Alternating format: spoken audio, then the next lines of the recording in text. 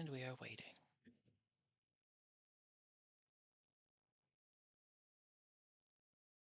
I apologize if I am a bit out of breath. Hey Poppy. I just got in from building that treehouse. So, yeah. We have a net loss of one piece at the moment because we replaced one of the posts holding it up, and we took off one of the pieces in that process. But the whole thing is straighter upright now than before, so, and also stronger because one of those old pieces was rotting. So one must make dirty before cleaning, as they say. Yes, thank you, Stream Elements. I am in fact live.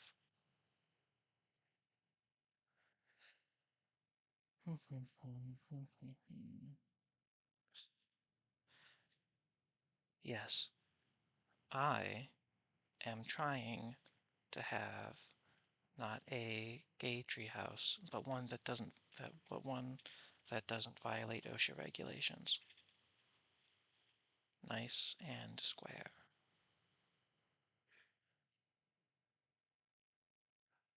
But those, so yes, for people who just arrived, if my voice sounds a bit scratchy, that is why. And as I said, I apologize for that.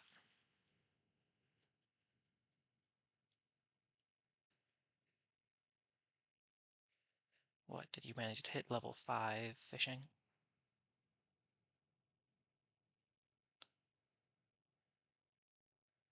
Also, I apologize if you can hear any outside noises at the moment. My room is quite warm after being outside, so I have opened a window.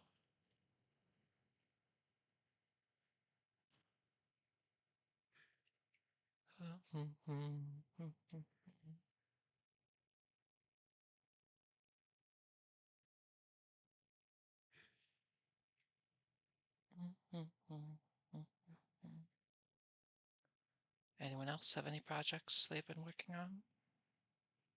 In the meantime, in between time?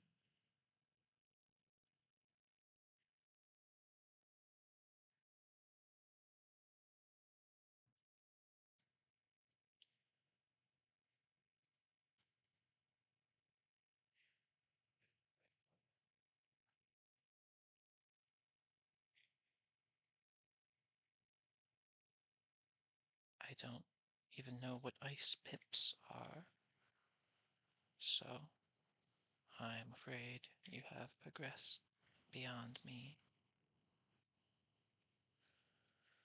What a shame, what a shame. Everybody's changing and I don't feel the same.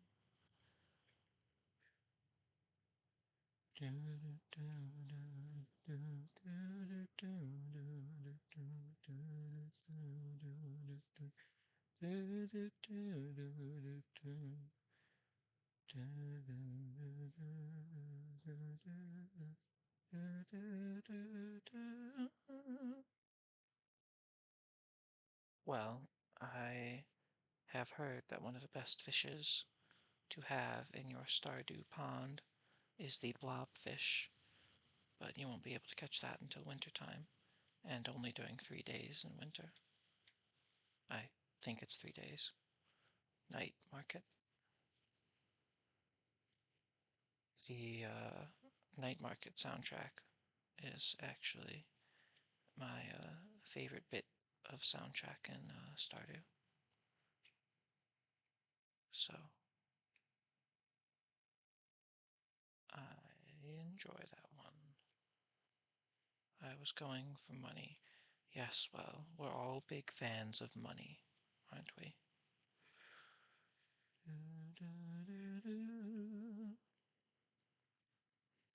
I might shorten that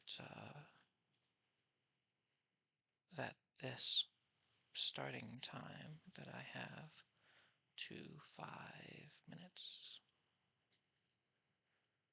I think that people get here quickly enough,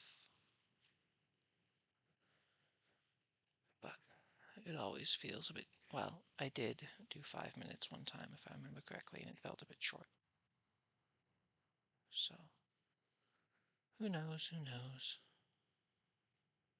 Oh, and right, I must remember to do the thing. So, I will not tell you what the thing is.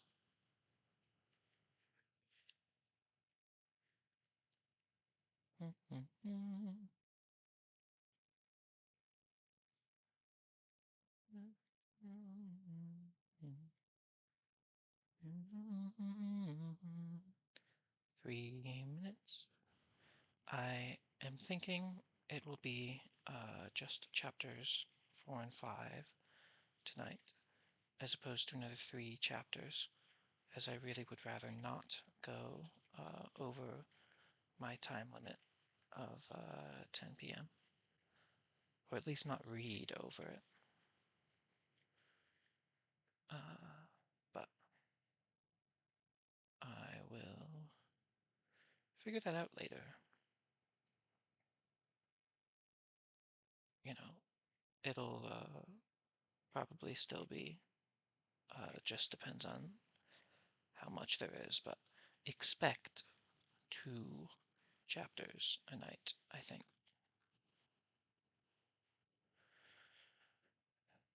I think that is what will happen.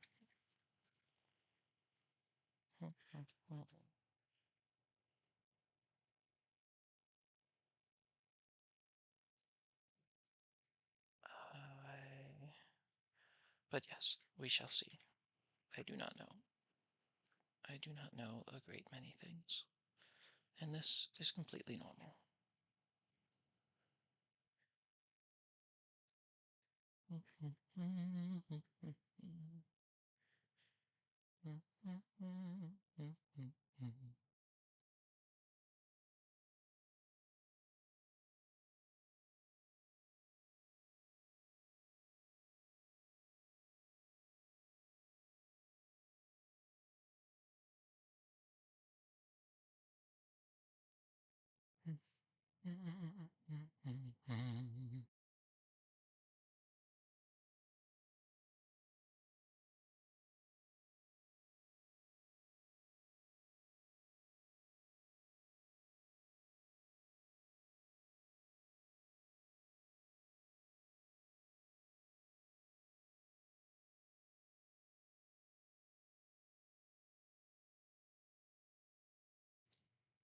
Goodness. I. Yes. The fish that go for a lot of money who are generally fairly hard to catch. This is known as basic supply and demand, if you didn't know.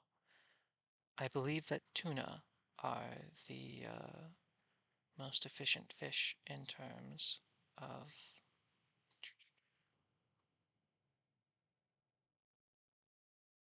in terms of the EXP they give, but I do not remember.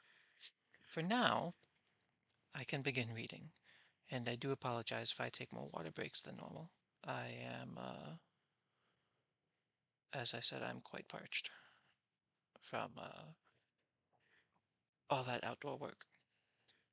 In the meantime, Frankenstein, Chapter 4.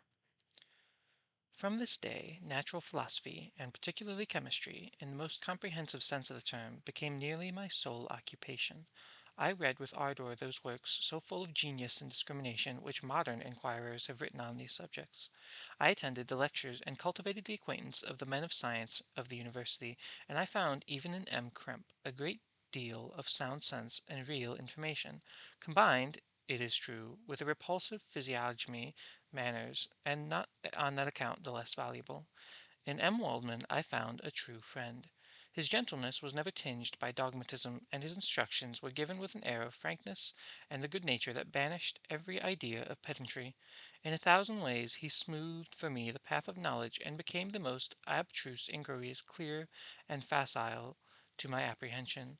My application was at first fluctuating and uncertain. It gained strength as I proceeded, and soon became so ardent and eager that the stars often disappeared in the light of morning, whilst I was yet engaged in my laboratory. As I applied so closely, it might be easily conceived that my progress was rapid. My ardor was indeed the astonishment of the students, and my proficiency that of the masters. Professor Krempe often asked me with a sly smile how Cornelius Agrippa went on, whilst M. Waldman expressed the most heartfelt exultation in my progress. 2 years passed in this manner, during which I paid no visit to Geneva, but was engaged heart and soul in the pursuit of some. Now I have to stop. Now I have to pause. Hello, Raiders. Hello, Raiders. I am reading a bedtime story at the moment. I am reading Frankenstein by Mary Shelley, and we are on chapter 4. Though, if you would like to catch up, I have a YouTube channel where I upload the VODs, so you can catch up on what happened in the first 3 chapters. Thank you, Pumpkin King, for the raid. I do not remember if I have a what's it?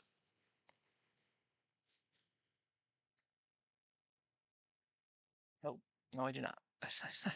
Oops. I do not have a shout out command. So, and now I've lost my spot. What a shame, what a shame. Okay, I believe I have found it again.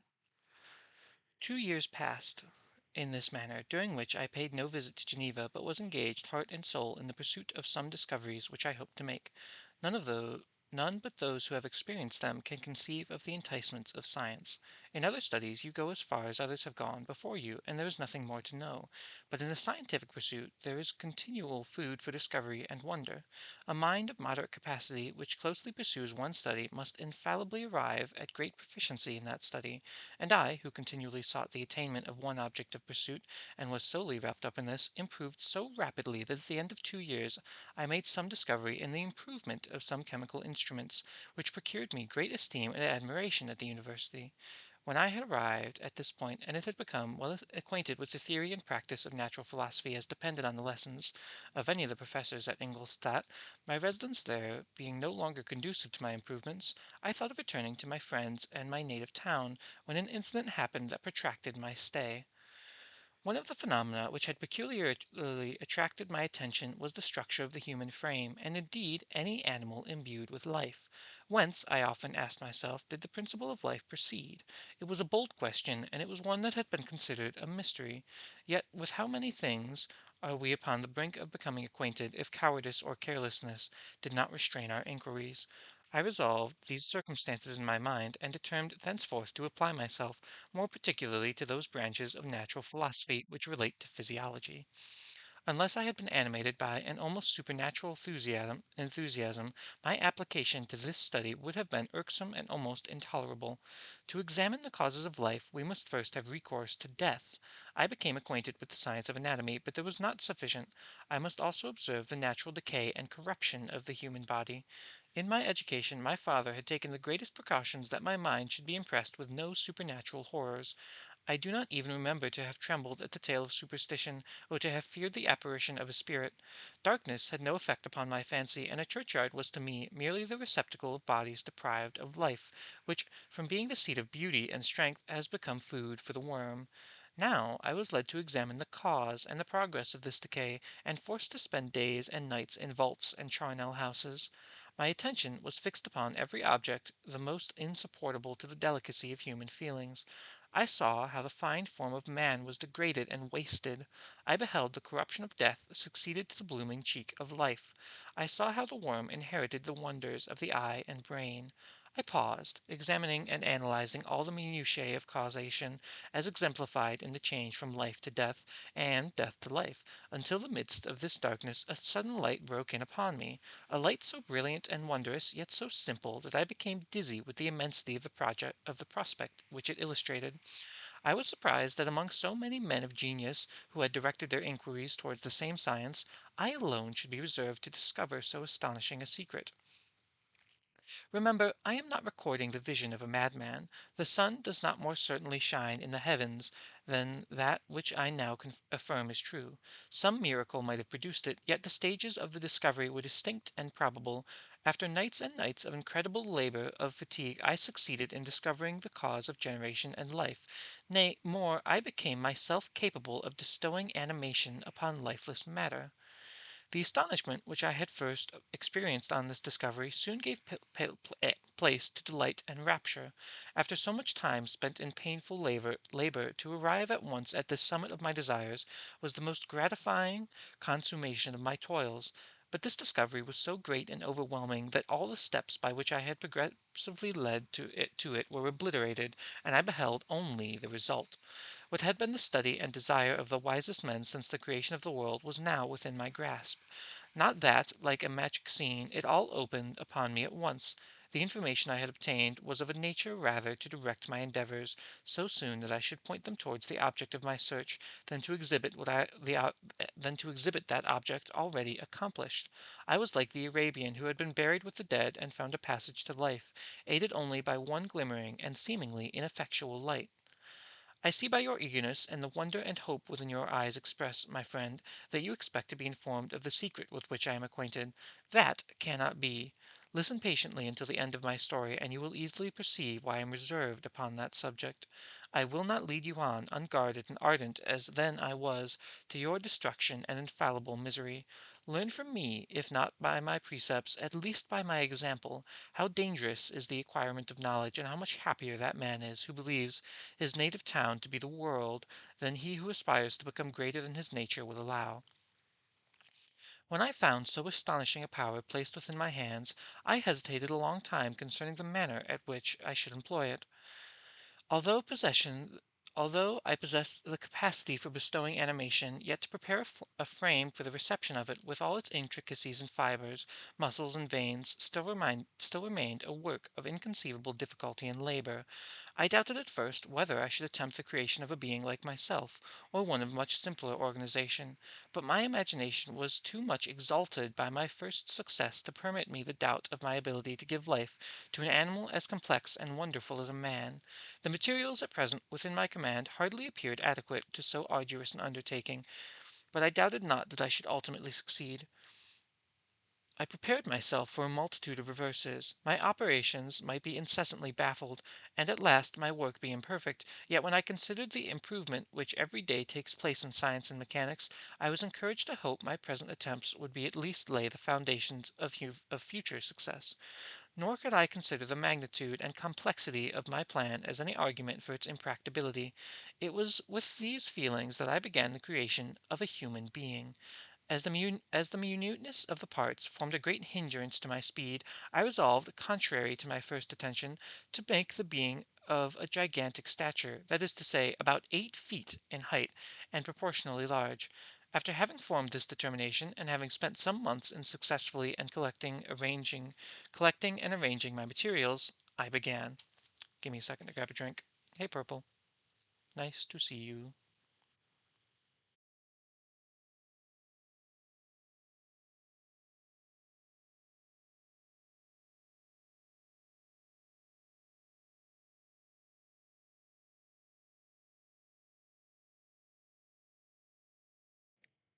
So, he's back.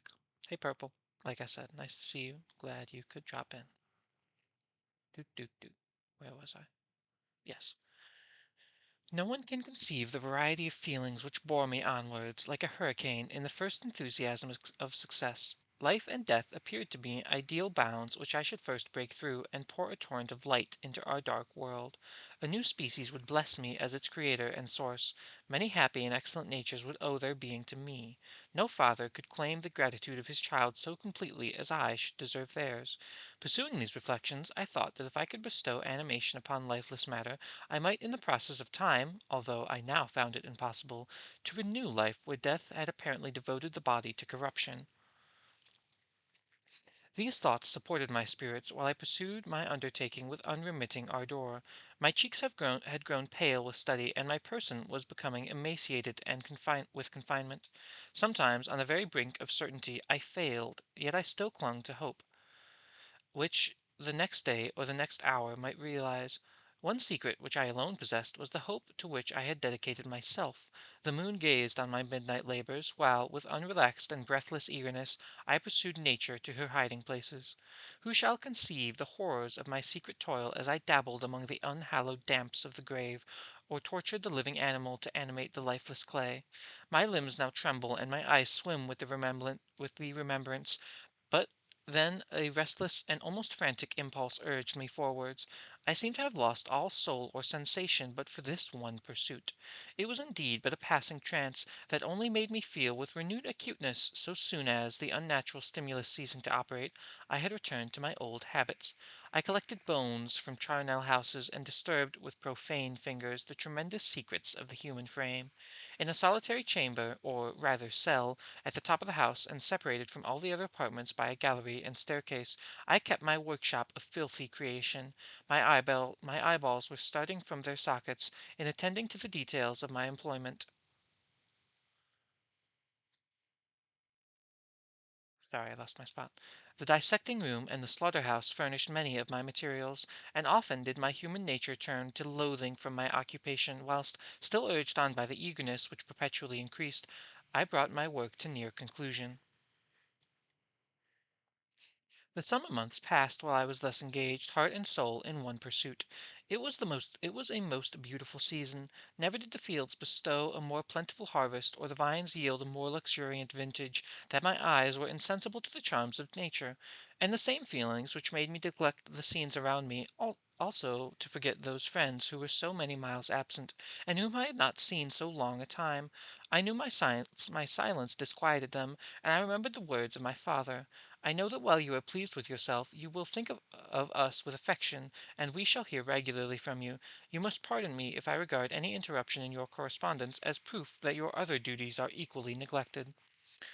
I knew therefore well what would be my father's feelings, but I could not tear my thoughts from my employment, loathsome in itself, which had taken an irresistible hold of my imagination. I wished, as it were, to procrastinate all that related to my feelings of affection until the great object, which swallowed up every habit of my nature, should be completed. I then thought that my father would be unjust if he ascribed my neglect to vice or faultiness on my part, for I am now convinced that he was justified in conceiving that I should not be altogether free from blame. A human being in perfection ought always to preserve a calm and peaceful mind, and never to allow passion or a transitory desire to disturb his tranquillity. I do not think that the pursuit of knowledge is an exception to this rule. If the study to which you apply yourself has a tendency to weaken your affections, and to destroy your taste for these simple pleasures which no alloy can possibly mix, then that study is certainly unlawful, that is to say, not befitting the human mind. If this rule were always observed, if no man any pursued whatsoever to interfere with the tranquillity of his domestic affections, Greece had not been enslaved, Caesar would have spared his country, America would have discovered more gradually, and the empires of Mexico and Peru had not been destroyed. But I forget that I am moralizing the most interesting part of my tale, and your looks remind me to proceed. My father made no reproach in his letters, and only took notice of my silence by inquiring into my occupations more particularly than before. Winter, spring, and summer passed away during my labors, but I did not watch the blossom or the expanding leaves. Sights which before had always yielded my supreme delight, so deeply was I engrossed in my occupation. The leaves of that year had withered before my work drew to a close, and now every day showed me more plainly how well I had succeeded. But my enthusiasm was checked by my anxiety, and I appeared rather like a doomed by slavery or toil in the mines, or any other unwholesome trade artist occupied by his favorite employment. Every night I was oppressed by a slow fever, and I became nervous to an almost painful degree. The fall of a leaf startled me, and I was shunned by my fellow creatures as if I had been guilty of a crime. Sometimes I grew alarmed at the wreck I perceived that I had become. The energy of my purpose alone sustained me. My labors would soon end, and I believed that exercise and amusement would drive away incipient disease, and promised myself both of these when my creation should be complete. And that is chapter 4, so I'm going to pause for a drink and talk to chat. It is 9:46.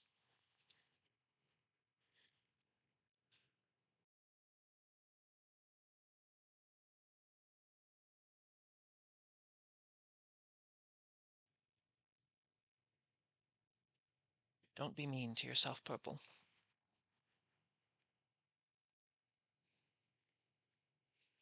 Maybe he was guilty of a crime. Well, I mean, he was grave robbing consistently. Like, he outright says that he was, constantly digging people up and stealing from funeral homes.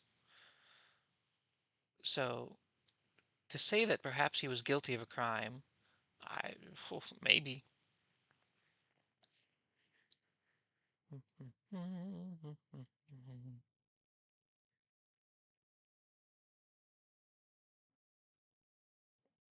By the way, this stream is Firefox endorsed, by which I mean go download Firefox. It's the better browser, as a general rule. Not sponsored. One day. Yes, Firefox, the better browser. Not sponsored.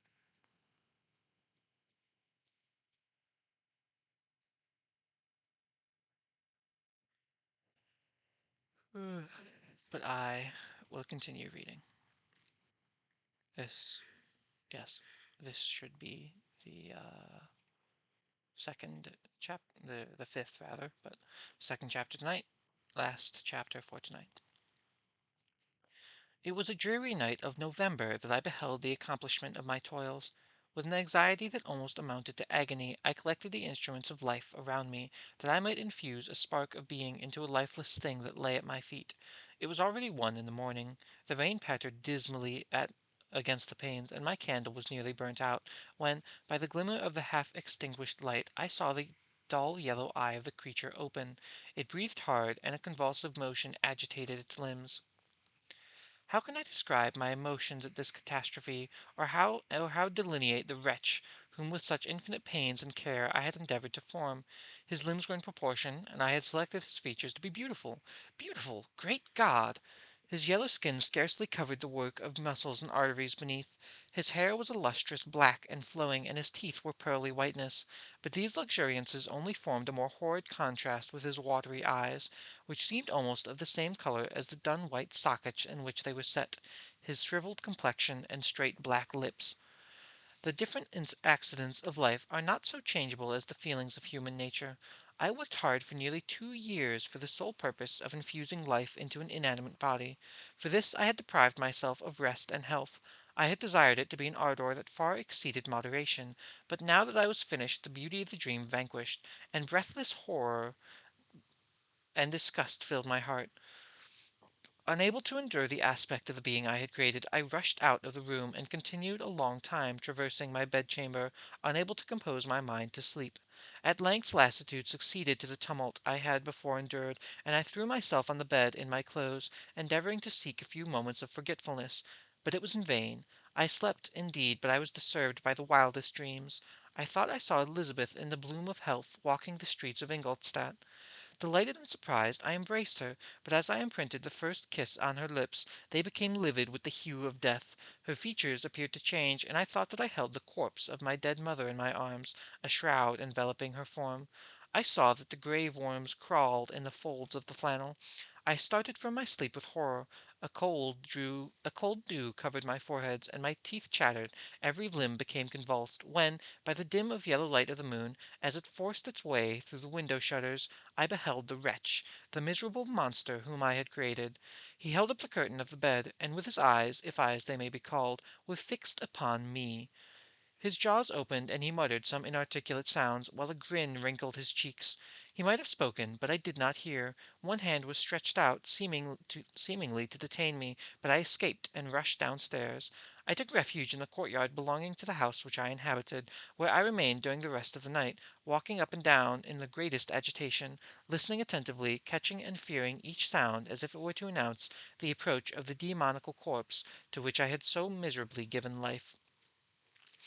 Oh, no mortal could support the horror of that countenance. A mummy again endued with animation could not be so hideous as that wretch. I had gazed on him while unfinished. He was ugly then, but when those muscles and joints were rendered capable of motion, it became a thing such as even Dante could not have conceived. I assume he's talking about Dante, the guy who wrote the book about hell. I passed the night wretchedly. Sometimes my pulse beat so quickly and hardily that I felt the palpitation of every artery. At others I nearly sank to the ground, through languor and extreme weakness. Mingled with this horror, I felt the bitterness of disappointment. Dreams that had been my food and pleasant rest for so long a space would now become a hell to me, and that change was so rapid, the overthrow so complete. Morning, dismal and wet, at length dawned and discovered to my sleepless and aching eyes the church of Ingolstadt, its white steeple and clock, which indicated the 6th hour. The porter opened the gates of the court, which had at night been my asylum, and I issued onto the streets, pacing them with quick steps, as I sought to avoid the wretch whom I feared every turning of the street would present to my view. I did not dare return to the apartment which I had inhabited, but felt impelled to hurry on, although drenched by the rain which poured from a black and comfortless sky. I started walking in this manner for some time, endeavored by bodily exercise to ease the load that weighed upon my mind. I traversed the streets without daring to clear the conception of where I was or what I was doing. My heart palpitated in the sickness and of fear, and I hurried with irregular steps, not daring to look about me, like one who on a lonely road doth walk in fear and dread, and having once turned round walks on, and turns no more his head, because he knows a frightful fiend doth close behind him tread. Coleridge's Ancient Mariner. Continuing this, I came at length opposite to the inn at which the various diligences and carriages usually stopped. Here I paused. I knew not why, but I remained some minutes with my eyes fixed on a coach that was coming towards me from the other end of the street. As it drew nearer, I observed that it was Swiss diligence. It stopped just where I was standing, and at the door being open, I perceived Henry Clerval, whom, upon seeing me, instantly sprang out. "My dear Frankenstein!" he exclaimed, "how glad I am to see you! How fortunate that you should be here at the very moment of my alighting!" Nothing could equal my delight on seeing Clerval. His presence brought back the thoughts of my father, Elizabeth, and all those scenes of home so dear to my recollection. I grasped his hand, and in a moment forgot my horror and misfortune. I felt suddenly, and for the first time during many months, calm and serene joy. I welcomed my friend, therefore, in a most cordial manner, and we walked towards my college.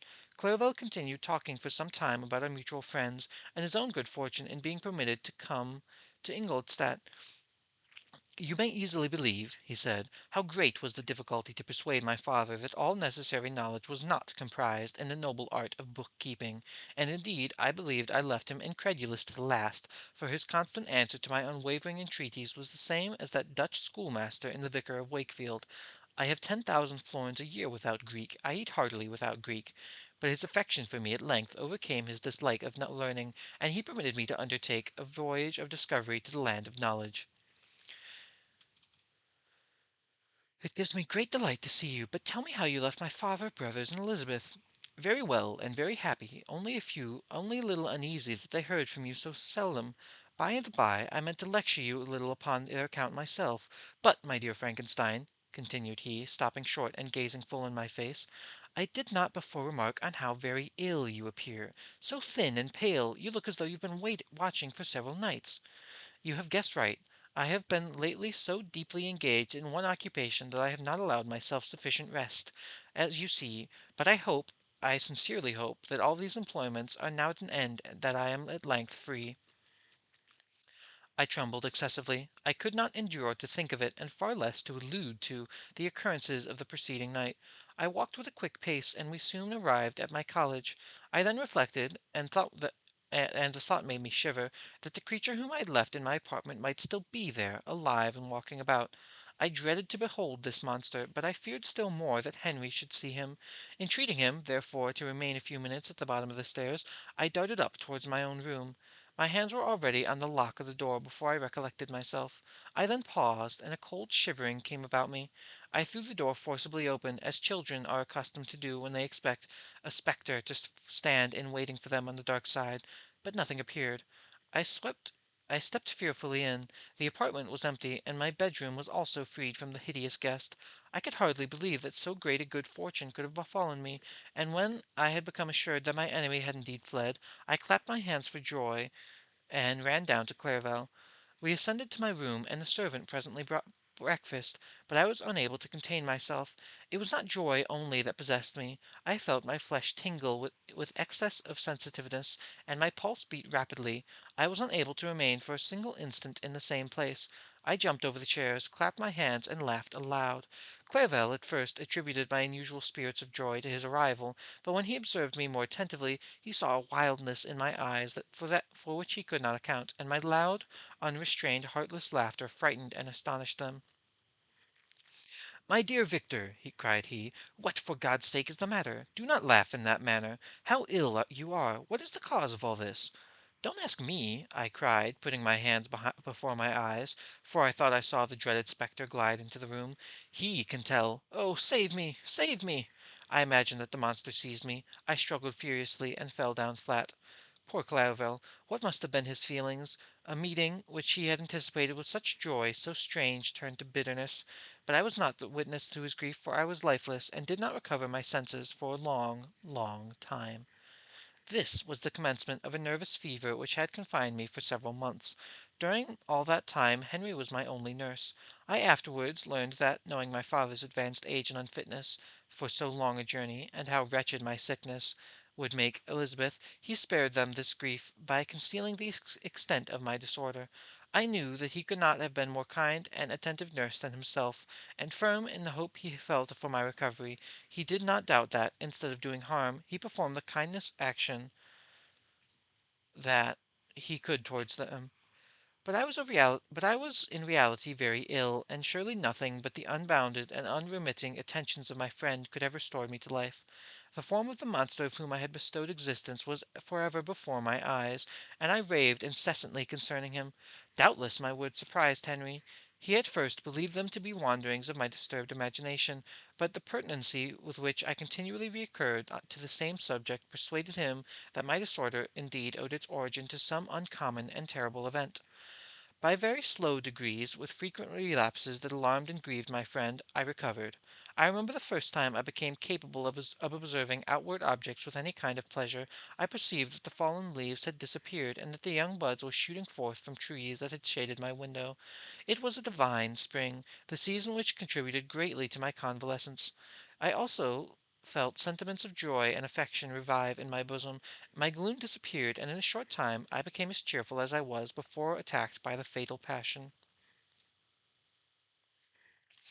"Dearest Clerval," exclaimed I, "how kind, how good you are to me! This whole winter, instead of being spent in the study, as you promised yourself, has been consumed in my sick room.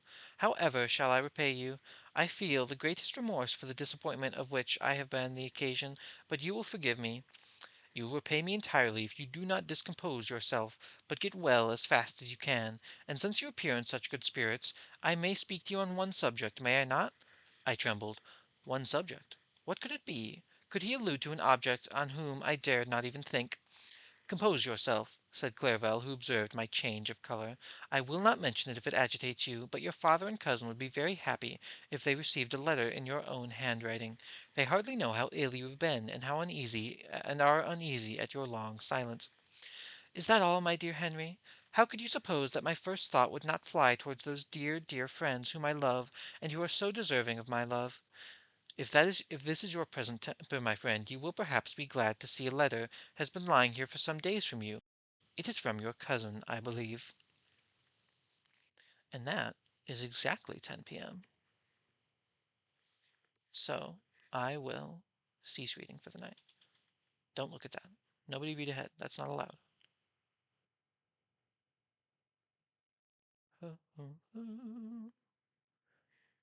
Google aficionado here. Yes, well, we can't all be perfect.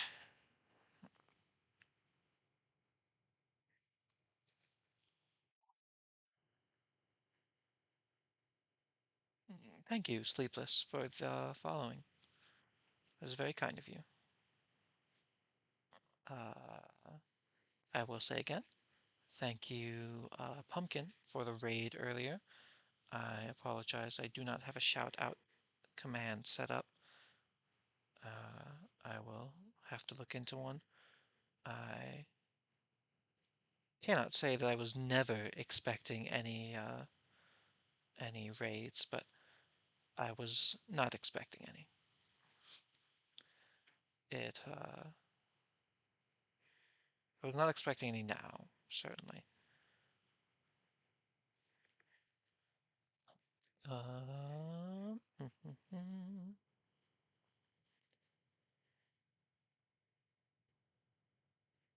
So that is the end of tonight's reading. I will stick around as usual if people have questions or comments on the current book. Thank you, Sleepless. And you, Pumpkin. I do my best.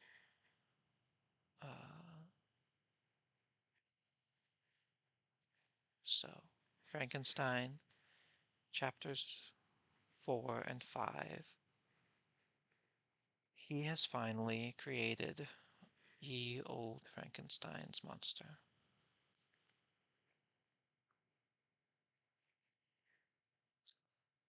However, the monster has, I say the monster, the creature, I shall call it, has disappeared.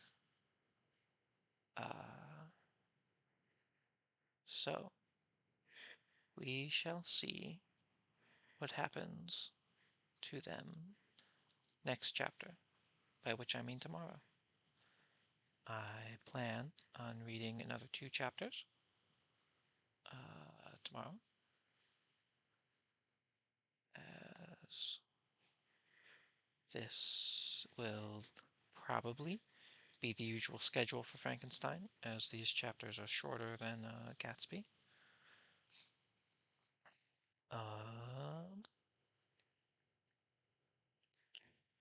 But for now, I suppose I will leave you with that. As I said, tonight has been Frankenstein, chapters 4 and 5, and tomorrow will be Frankenstein, chapters 6 and 7. Thank you everyone for attending, and I will see you tomorrow.